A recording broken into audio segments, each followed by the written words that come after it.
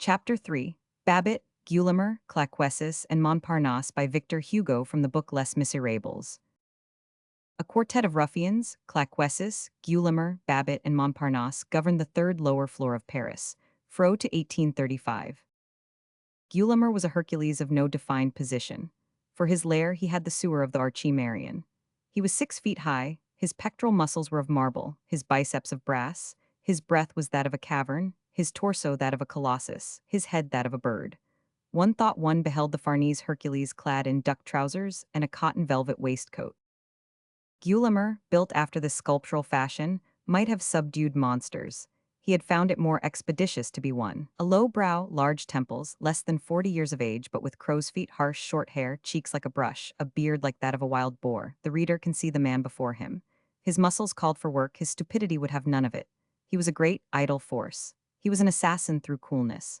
He was thought to be a Creole. He had probably somewhat to do with Marshal Brune, having been a porter at Avignon in 1815. After this stage, he had turned ruffian.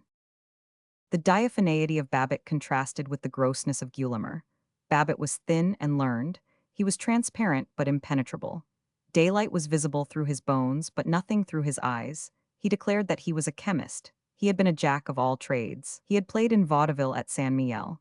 He was a man of purpose, a fine talker, who underlined his smiles and accentuated his gestures. His occupation consisted in selling, in the open air, plaster busts and portraits of the head of the state. In addition to this, he extracted teeth. He had exhibited phenomena at fairs, and he had owned a booth with a trumpet and this poster.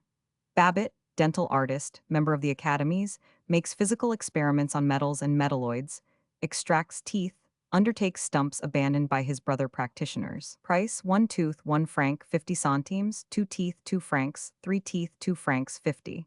Take advantage of this opportunity. Take advantage of this opportunity meant have as many teeth extracted as possible. He had been married and had had children. He did not know what had become of his wife and children. He had lost them as one loses his handkerchief.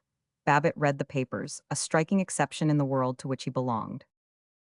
One day, at the period when he had his family with him in his booth on wheels, he had read in the Messenger that a woman had just given birth to a child who was doing well and had a calf's muzzle, and he exclaimed, "There's a fortune.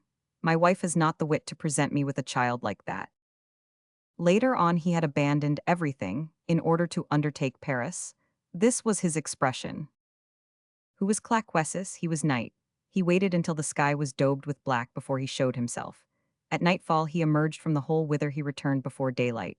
Where was this hole? No one knew. He only addressed his accomplices in the most absolute darkness and with his back turned to them.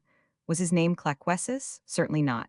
If a candle was brought, he put on a mask. He was a ventriloquist. Babette said, "Claquesous is a nocturne for 2 voices."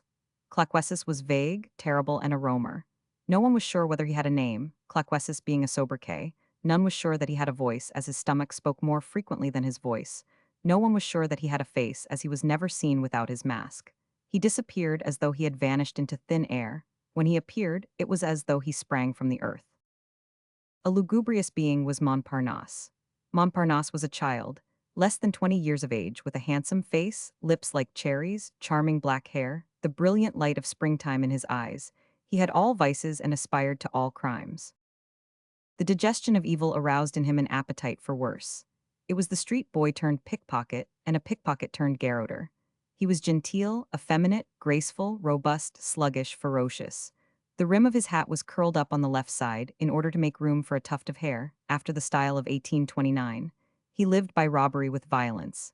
His coat was of the best cut, but threadbare. Montparnasse was a fashion plate in misery and given to the commission of murders.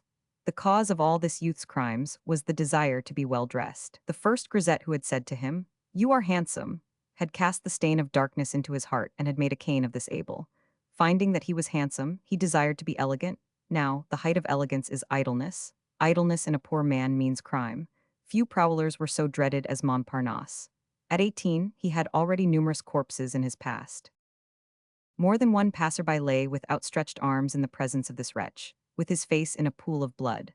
Curled, pomaded, with laced waist, the hips of a woman, the bust of a Prussian officer, the murmur of admiration from the boulevard wenches surrounding him, his cravat knowingly tied, a bludgeon in his pocket, a flower in his buttonhole. Such was this dandy of the sepulchre.